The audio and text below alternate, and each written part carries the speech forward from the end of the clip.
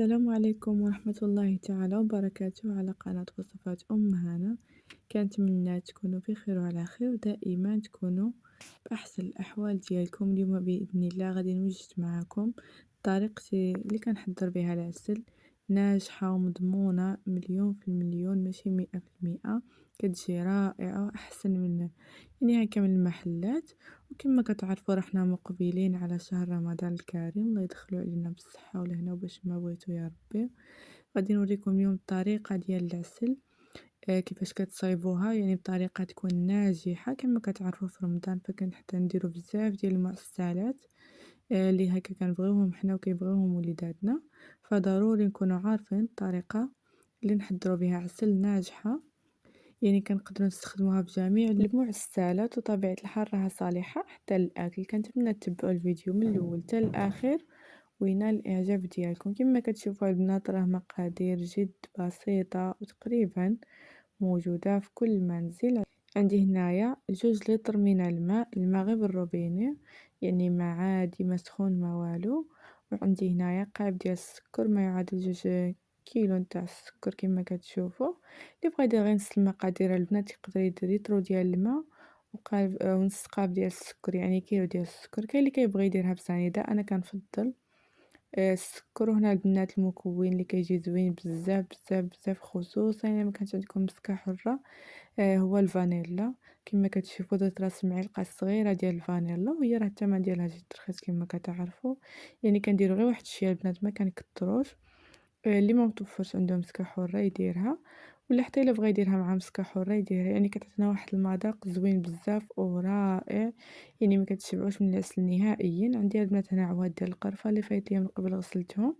كما راكم كتشوفوا عندي هكا واحد العمود كبير، وعندي عمايد اللي كيكونوا هكا صغار، اولا تقدروا تقطعوهم مادام من غطيب العسل فاحنا اكيد غادي نصفيوهم. وعندي هنايا حامضة البنات، ومن الأحسن تكون الحامضة طايبة وفي نفس الوقت تكون كبيرة كما راكم تشوفوا. بالنسبة للسكر البنات أنا كنهرسو بهاد الطريقة، حيت ما غاديش ندوبوه، يعني غادي مباشرة نبلعو عليه الطنجرة.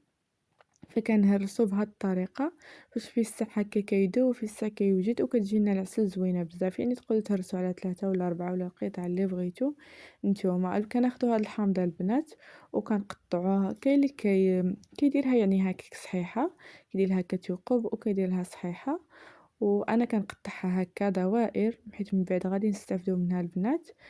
كما كتشوفوا كنحيد هاد الزوائد اللي كيكونوا في الطرف، وغادي نحاول نخرجو هكا شي 6 هكا ديال الشرائح ديال الحامض حتى ل7.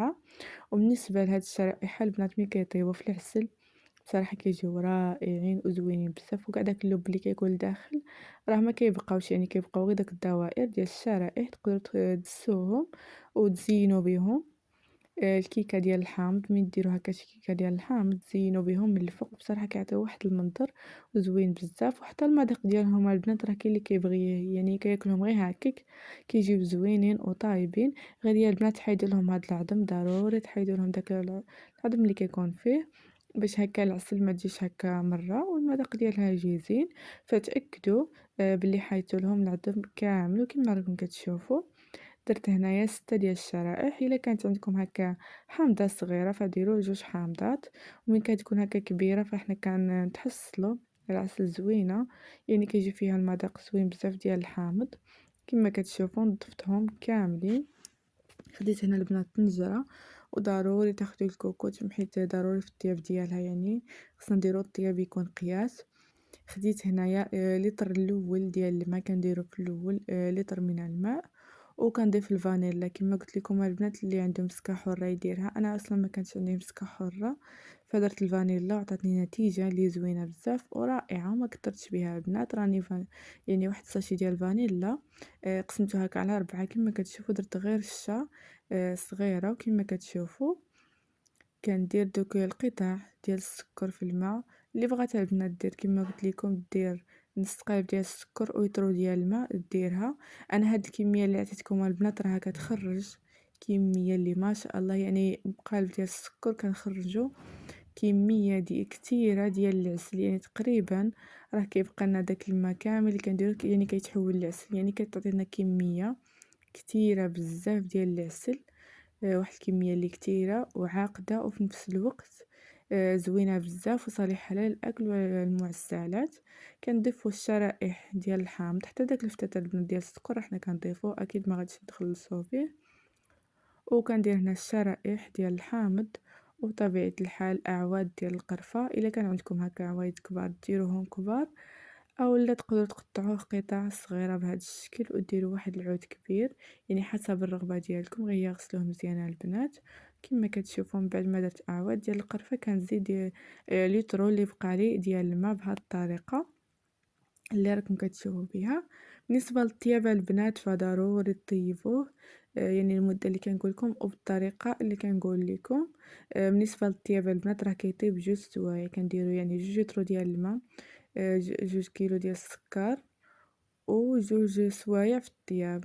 يعني كديروا الصفارة وكتخليو العسل ديالكم طيب 2 سوايع على نار اللي كتكون مهيلة. في الاول البنات كديروا النار تكون هكا مجهدة حتى هكا كتبقى تدور الصفارة عاد كتنقصولو، وديك الساعات البنات عاد ديروا الساعة ديالكم يعني ديروا المؤقت وتخليوها 2 سوايع. بالنسبة للبنات أنا طيبتها هنا ساعة و45 دقيقة، يعني عفوا ساعة و50 دقيقة. كتخليو ديك 10 دقائق التالية ولا ديك 15 دقيقة. أنا خليت 15 دقيقة من 2 سوايع يعني ما كملت 2 سوايع. كتحلو الطنجرة ديالكم بهذا الشكل البنات.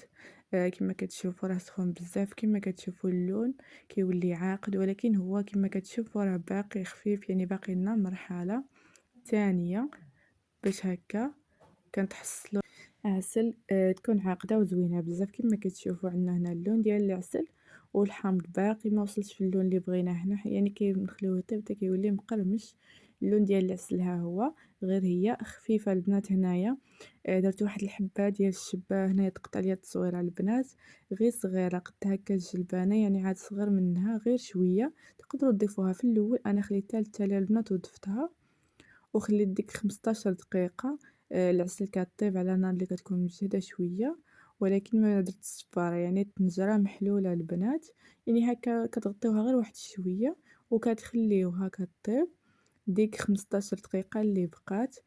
وطبعا ماشي غتخليوها هكا طيب 15 دقيقة كتفوت 10 دقيقة. كديروا شوية ديال العسل هكا فواحد الصحن صغير وكديروه هكا في الثلاجة ما وصلش حتى دقيقة، غير 30 ثانية البنات. ما تخليوش يتلج باش هكا تعرفوا العسل ديالكم واش هكا ملي كتبرد كتجي عاقدة وزوينة بزاف كما راكم كتشوفوا.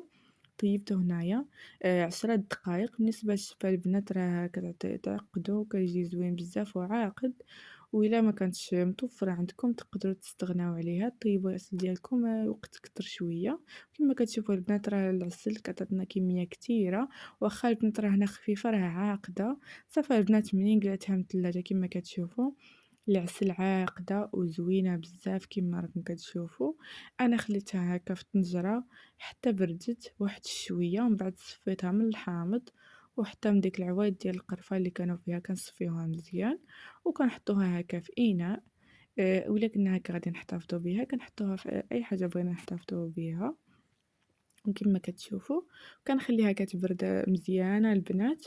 فانا هنا ما خليتهاش تبردني مزيان وشاركتها معاكم، يعني عاد كانت دافيه ولكن كانت بدات كتعقد كما غادي تشوفوا. بالنسبه لداك القشر ديال الحامض البنات ها هو كيولي اللون ديالو كيولي بهذا الشكل، وحتى فيه واحد القرمشه وواحد المذاق رائع وواحد المنظر اللي زوين بزاف كما راكم كتلاحظوا. يعني هكا كديروه في شي بواطة صغيرة وتحتفظوا به. من ديروا هكا شي كيكة ديال الحامض تزينوا به من الفوق كيعطينا واحد المنظر اللي زوين بزاف. وهكا البنات العسل من بعد ما خرجتها في الثلاجة خليتها وكما كتشوفوا راه بقات هكاك عاقدة يعني وزوينة بزاف، يعني كتجي واحد اللمعة فيها رائعة كما راكم كتلاحظوا البنات. وراه الفيديو واضح نفسه بنفسه، يعني العسل كتجي عاقدة وفي مدة اللي هي يعني ماشي قصيرة ولكن كتجي يعني كنتحصلوا على عسل زوينة بزاف. بالنسبة لهاد الكمية البنات اللي حطيتها معكم في الإناء فماشي غير هادي هي الكمية اللي خرجت لي، فأنا عمرت معكم غير هاد الإناء. فعندي عاد باقي مع عندي الربع ديال هاد الإناء ديال العسل كما كتلاحظوا كتخرج لنا كمية كتيرة. وإن شاء الله غادي نشارك معاكم بزاف هكا الحلويات معسلين، وغادي نقول لكم شحال خدات لي هذيك الحلويات، شحال من مرة استخدمت فيهم العسل. يعني هاد العسل اللي خدمتها معاكم هاد النهار شحال شبكت لي ولا عسلت لي من الحلوية. وكما كتشوفوا العسل راه كتجي عاقدة، والفيديو راه موضح نفسه بنفسه، والعسل كتجي زوينة بزاف بزاف وكتجي رائعة، وفي نفس الوقت كتخرج لنا كمية كتيرة. انا من بعد ما ساليتها البنات رديتها للطنجرة وهكا خليت عليها مبلعة، حيت كنت صايبتها معكم في العشية وخليتها حتى الغدا في الصباح، وزاد اللون ديالها ولا احمر مع انه كنت حايدت منها الحامض والقرفة. فمن ارتاحت يعني بلا تلاجة ارتاحت مزيان، عطاتنا عاد اللون كتر وواحد اللون اللي زوين بزاف وكيلمع. وهنا كيكون سالا الفيديو ديال اليوم. شكرا.